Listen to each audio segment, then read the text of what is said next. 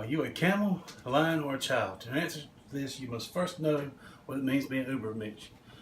First off, the Ubermensch is a philosophical concept of Friedrich Nietzsche.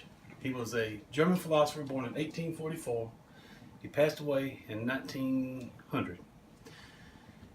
The concept comes from his book, Thus Spoke Zarathustra. Cannot remember. But anyway, the book was written in 1883, in which the main character who said that Ubermensch was a goal humanity should strive to set for itself.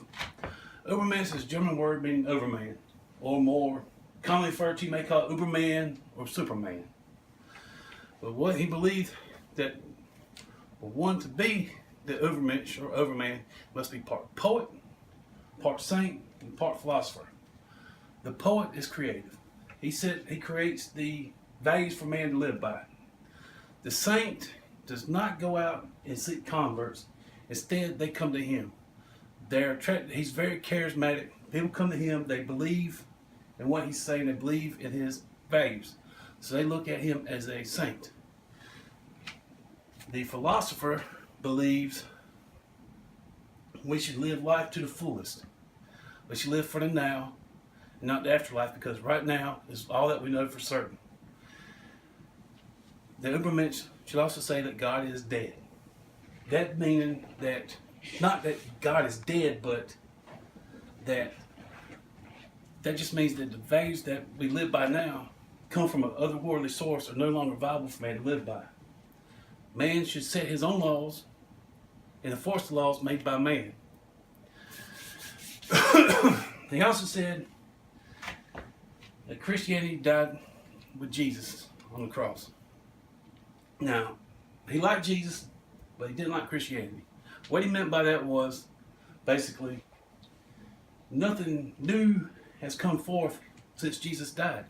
Christianity now is just a part of, it's just something similar to what it used to be. It's not the same anymore. But anyway, the Uberman is basically, he said he's Caesar with Jesus' soul, meaning that, well, when the Uberman faces his enemies, confronted by his enemies, he'll turn his cheek, but at the same time he'll still let his enemies know that he's the boss, he's the man in charge, he's the Uberman, he's the main man. All right. But the Uberman will have a high will to power. The will to power is the overwhelming urge to conquer everything in his world.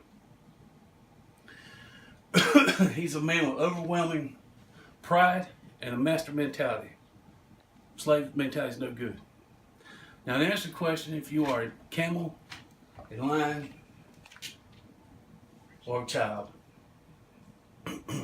a camel is a beast of burden. He carries the burdens of man, such as shall and shall not, upon his back. A camel takes life for what it is. He doesn't strive to change anything. He just goes with the flow. But now once you start realizing that these burdens are a creation of man, then you start becoming the lion. The lion,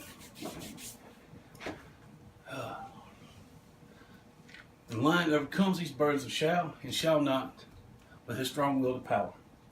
The lion must now overcome his nihilism. Nihilism is rejection of all religion and moral philosophies. It's often said in the belief that life is meaningless. So the lion must now believe that life has meaning. If the Uberman has a high will to power, he will live life to the way he wants and becomes the child. The child represents a new beginning. The child says yes to where the lion says no. The lion says no to everything. The child is now discovering his new world for the first time without the burdens created by man. He can now create his own world. And he does this with motivation for his love for life and this world. The Uberman is beneficial to society. Think of how far society would have progressed or not have progressed if it were for not the Ubermensch or overman, Ubermensch, man, whatever you want to call him, without setting new values for me. So, are you